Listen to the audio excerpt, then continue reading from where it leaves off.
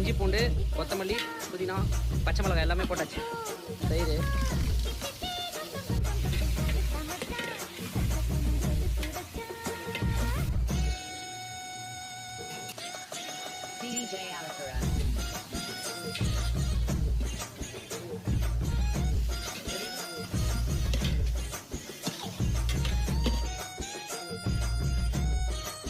தேவையான அளவு தண்ணீர்,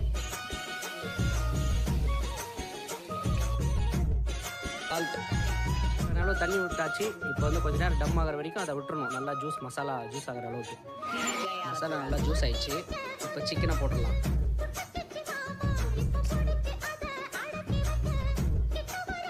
ஒரு 10 நிமிஷம் அப்படியே விட்டுறணும்.